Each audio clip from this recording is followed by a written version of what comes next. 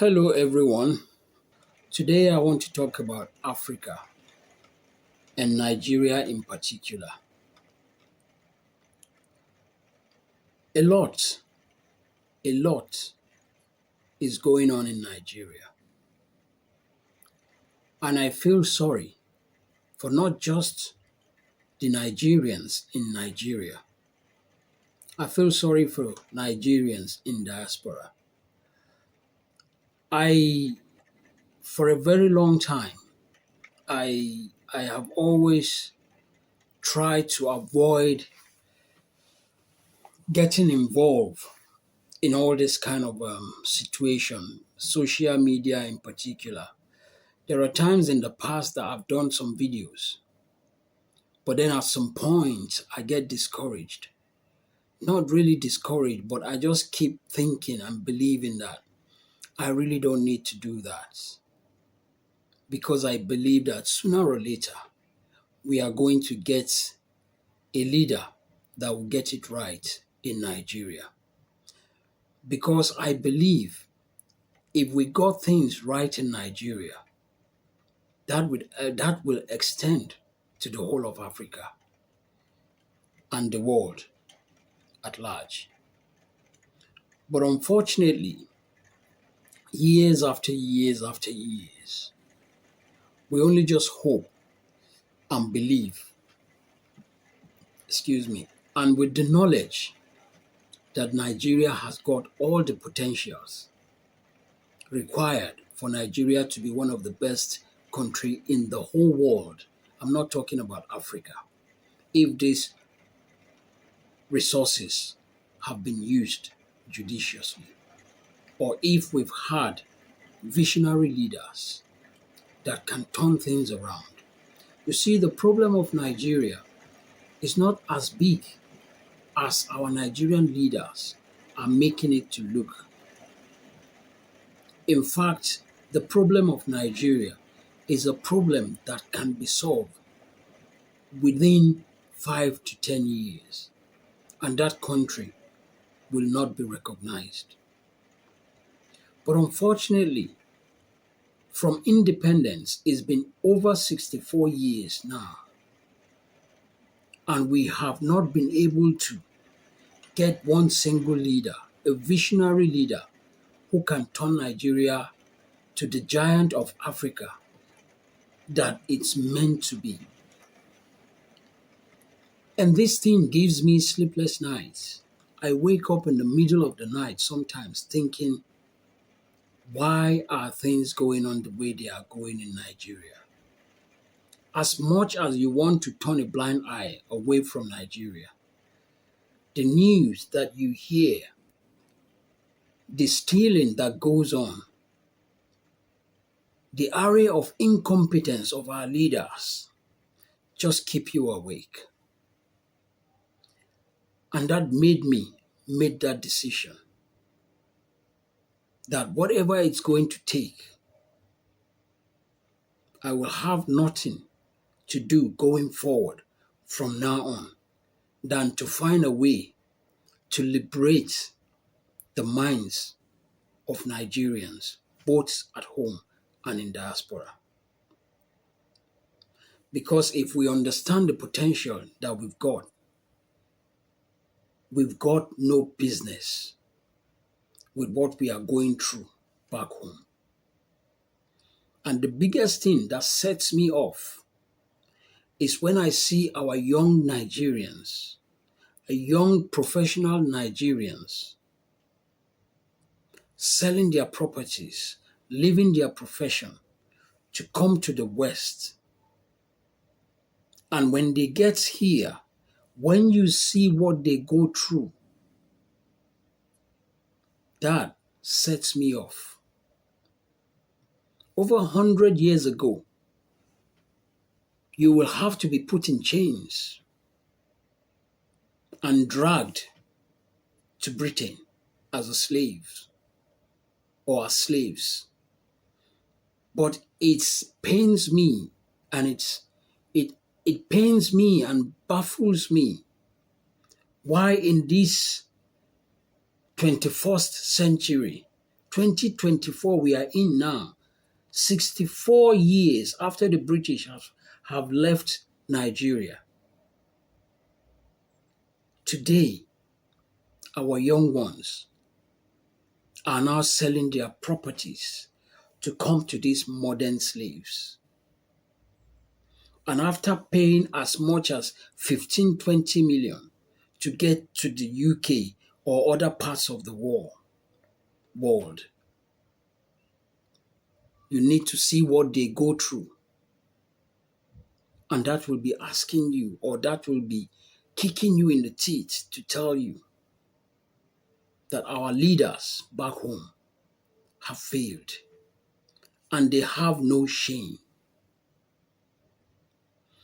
But despite all the problems that we have in Nigeria, rather than discussing the problems at all times, on this channel we'll be looking at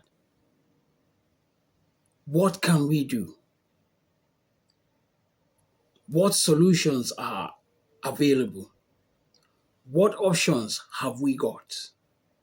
Those are the things that I'm going to be taking you on this channel.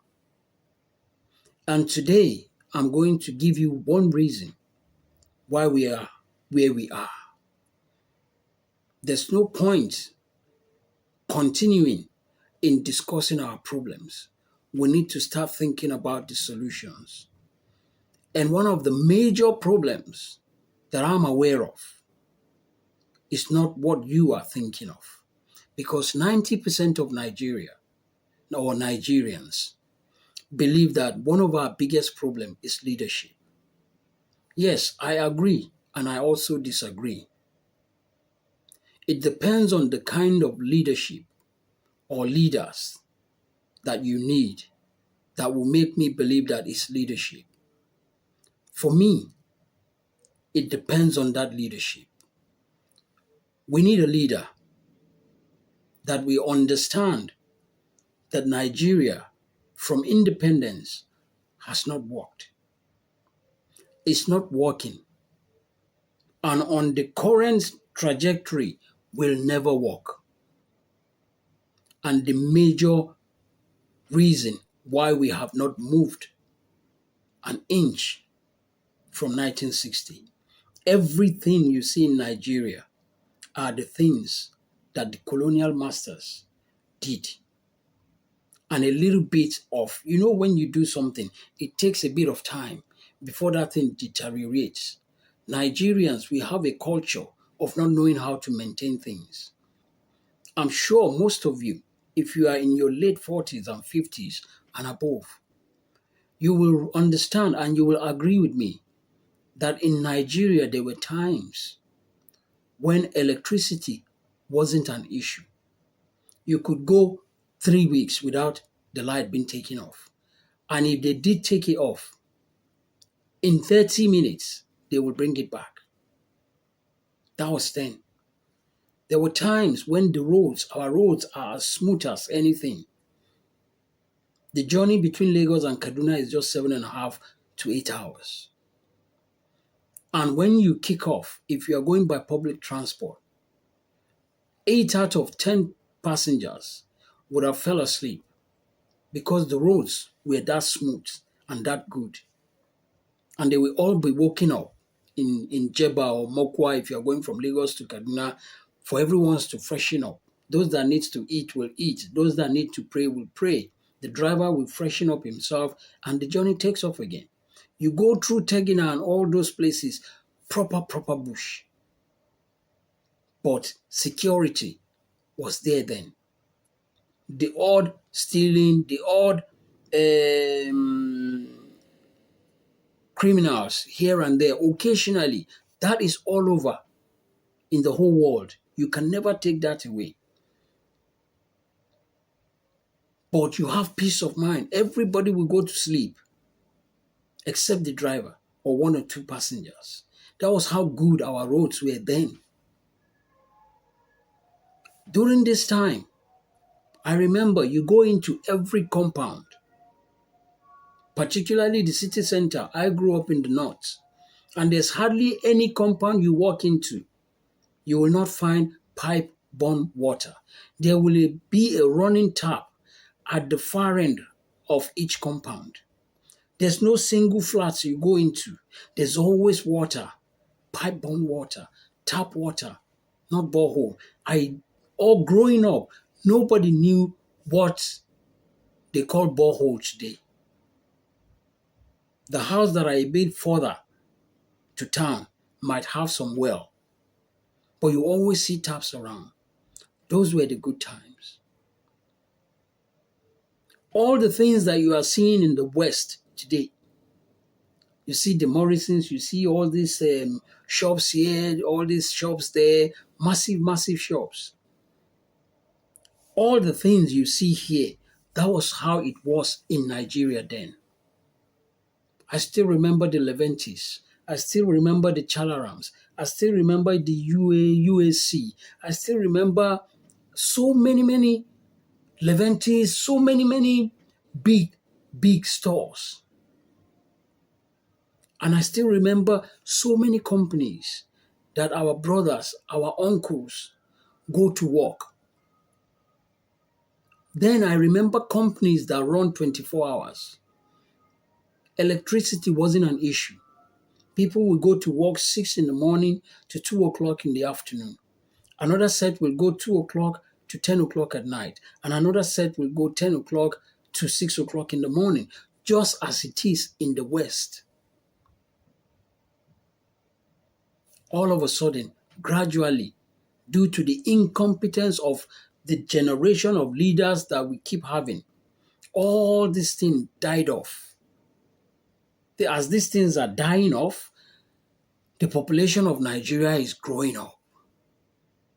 And our leaders had no solution whatsoever. I will not blame the young ones. Some of them did not see some of these things. They never knew that Nigeria at one time was a sweet place to be.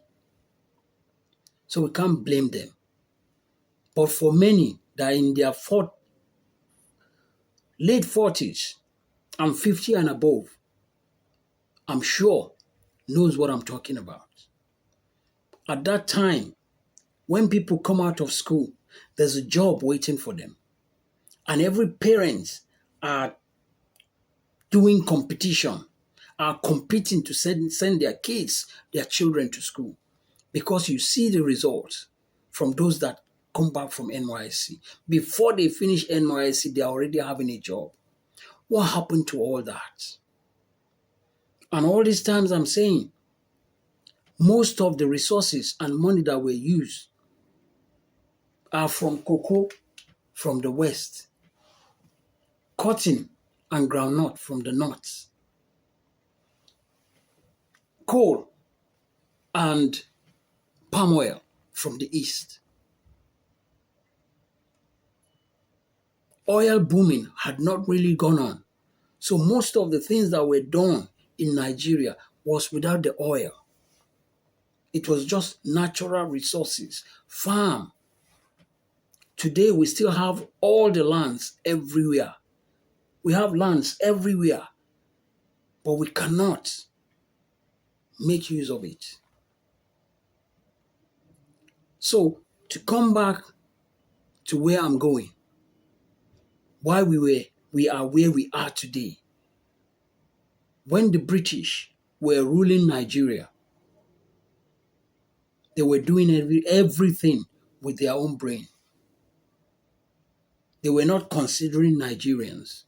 They make their laws and they make their rules and regulations for Nigerians to follow, and everything was going smoothly. Until when we start to involve Nigerians in the constitutions that we had. Remember in 1914, we had the Lord Lugard Constitution. No Nigerian representative at all. And then we had the next one of 1922, the Clifford's Constitution. There was no Nigerian representation in that constitution. And then we had the Richards Constitution of 1946, where there's a little bit of Nigerian representation. And then we had the 1951 Constitution of Macpherson. And then we have the 1954 Constitution of Littleton. What I want you to get from this constitution that I'm talking about is that between 1946 Constitution and 1954 Constitution, those were three constitutions in about 10 years. And if you ask me, why was there three constitutions in 10 years? The reason is simple. Because at that time, these three constitutions between 1946 and 1954, this constitution had the representation of leaders of regions in Nigeria. And the moment these leaders of regions start coming together, that is when the problems start happening. The culture and religion of the North is different from the culture and religion of the South, which is also different from the culture and religion of the East. And that was when it was then discovered that these people are not the same. These people are completely different people. Each region is a country or nation of its own. And that is why you had so many changes within a short period of time into the constitution. But that is white people. That is the British. They look at our situation, even though they amalgamated the North and the South, the Northern and the Southern Protectorate. The reason why they amalgamated that is just to use the resources from the South to develop the North. That was the main reason why the British amalgamated these two.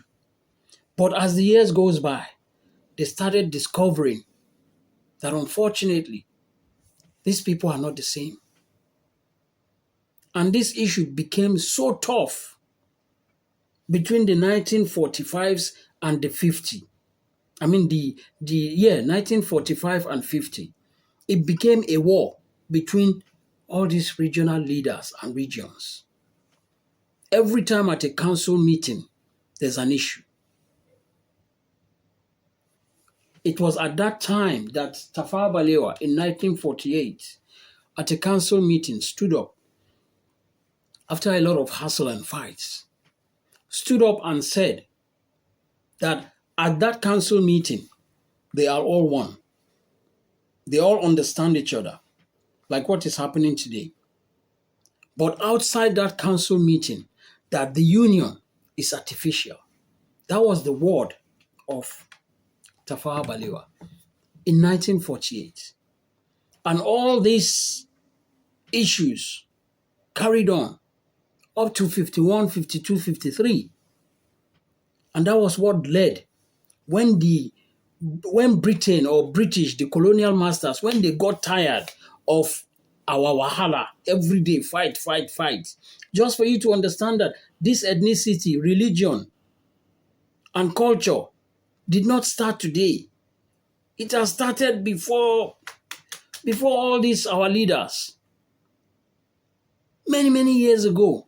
From the moment they amalgamated us and the Northern and the Hausa and we can't do like that. So it didn't work. And that was what resulted in the meeting that took them to Lancaster House